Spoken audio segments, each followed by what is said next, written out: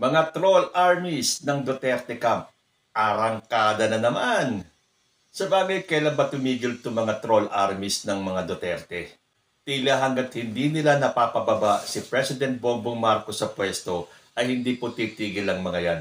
Hanggang 2028 po yan.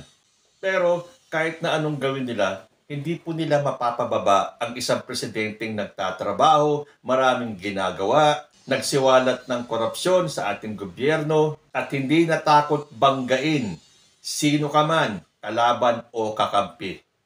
Magandang araw po sa inyong lahat, na imbag nga aldaw kada kayo aming kakabsat, and welcome back to my channel.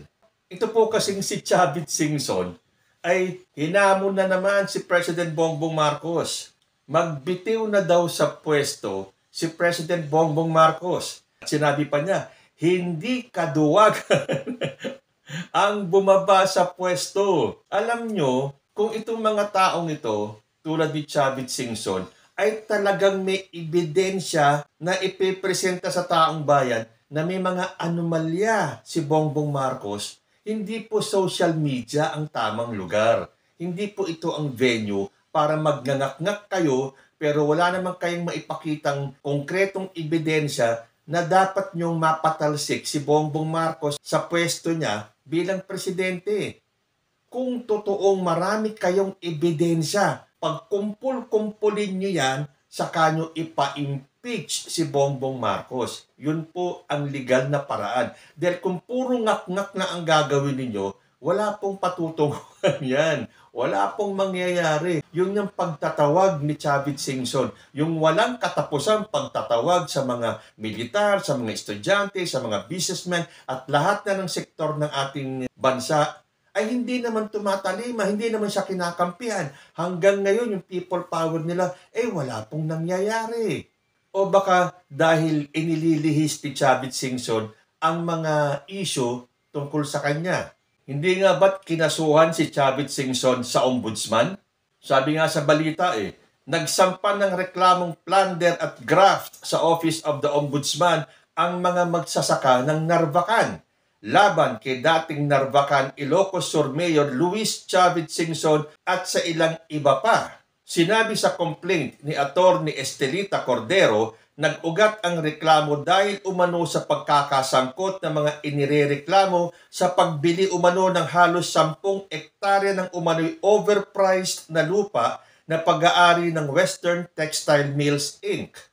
O di ba dapat ito ang unang harapin ni Chavit Singson? So siya pala ay kinasuhan sa ombudsman. Ang ombudsman, yan po ay makapangyarihan. Kahit na ang presidente, vice-presidente, pwede pong imbestigahan ng ombudsman. O sige, yun dapat ang gawin ni Chavit Singson. Magsampa siya ng reklamo sa ombudsman.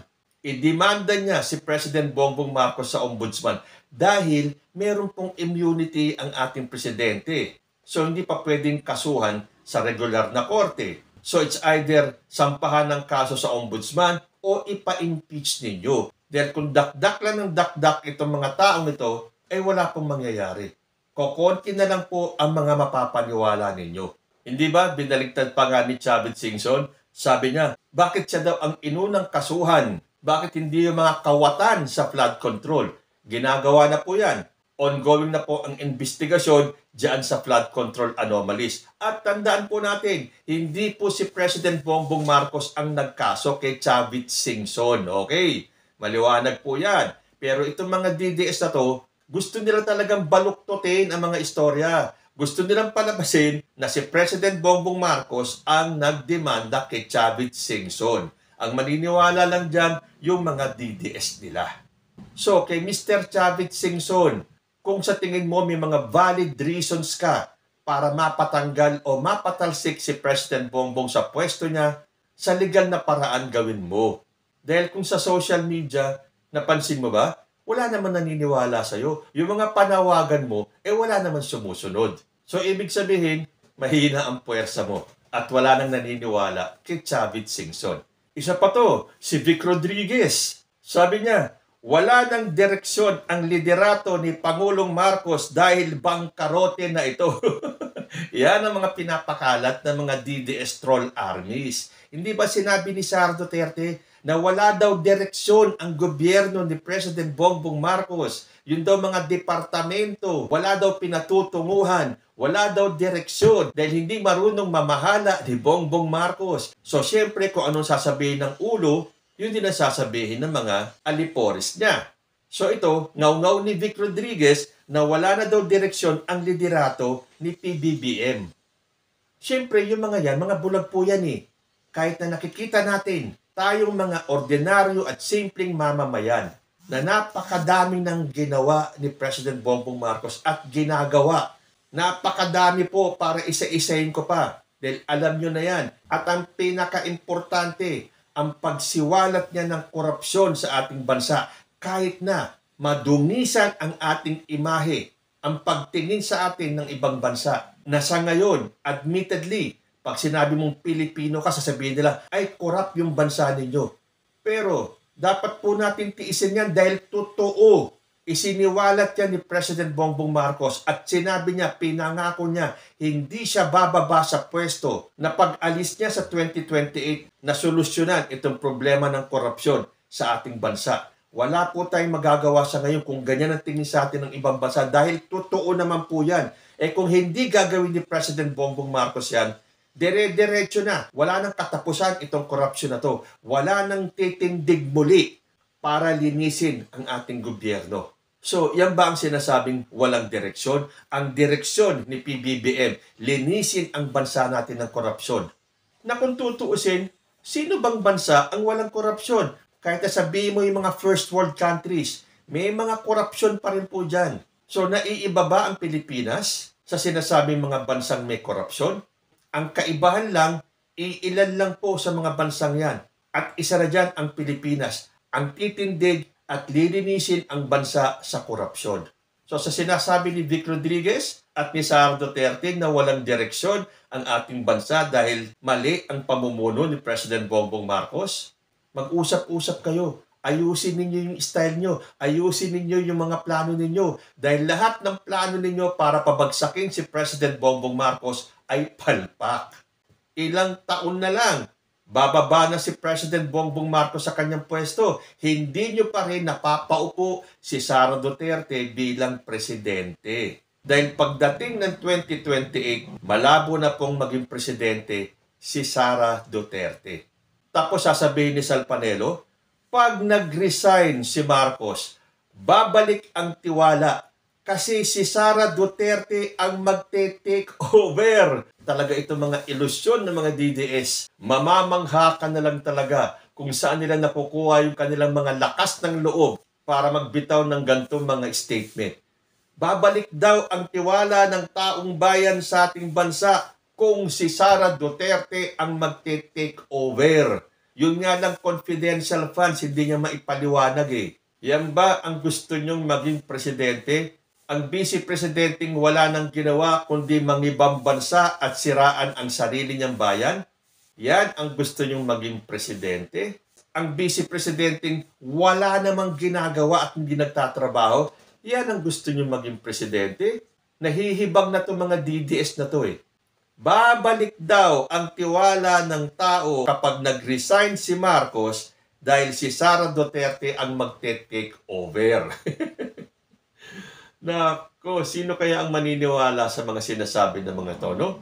Kaya nakita ninyo, pare-pareho sila ngayon ng pinakakalat sa publiko. Si Chavit Singson, hindi daw kaduwagan ang mag-resign. So hinahamon niya si BBM na bumaba na lang sa pwesto.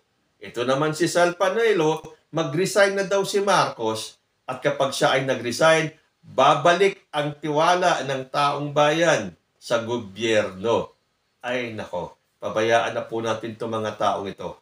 Hindi po talaga sila titigil hanggat hindi nila napapababa si President Bongbong Marcos sa pwesto. Dahil sa 2028, definitely, hindi po mananalo si Sara Duterte. At oo nga pala, napanood nyo ba itong isang foreign national na meron siyang prediction kung sino ang susunod na presidente sa 2028? Panoorin po natin ito.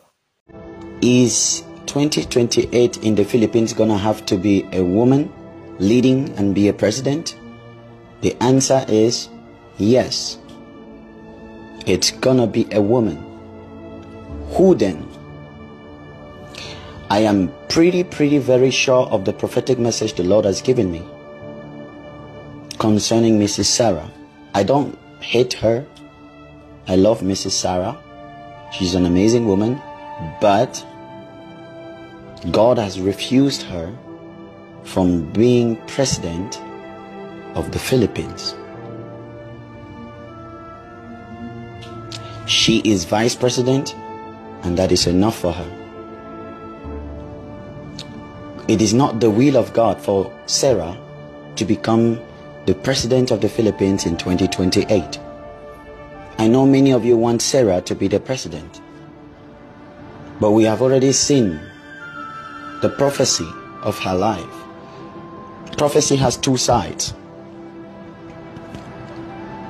If she becomes president, mark my words, nothing will change in the Philippines. The system is gonna flow the same way. And so prophecies can change. That is one thing I wanted to bring to you all. Just because we prophesy that this is the one, this is the one I am seeing God's favor on, this is the one I am seeing God's hand on, that does not mean it cannot change. It's just like God can tell you to go to Japan or to go to Cameroon. You have to obey to go there. But if you don't go there, God is not going to force you. So in same way, there are people that God chooses. There are people that are God's desire.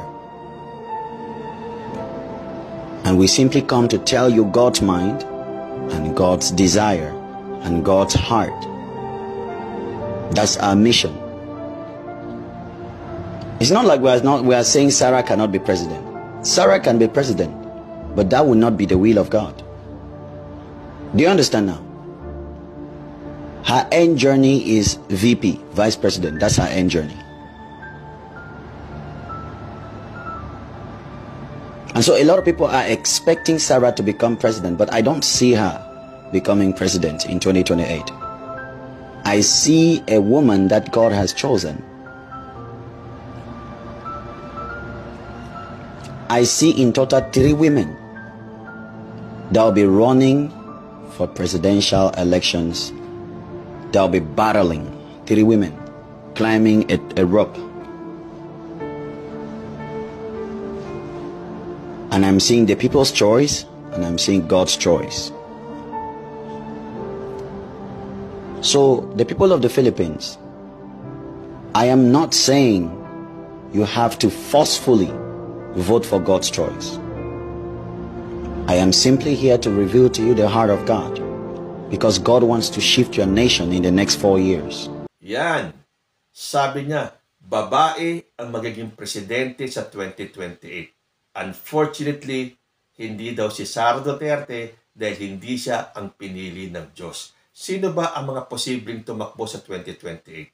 Si Sara Duterte, si Leni Robredo, si Risa Ontiveros, si Lisa Araneta Marcos. So kung out na si Sara Duterte, sino sa tatlong ito ang posibleng maging presidente sa 2028?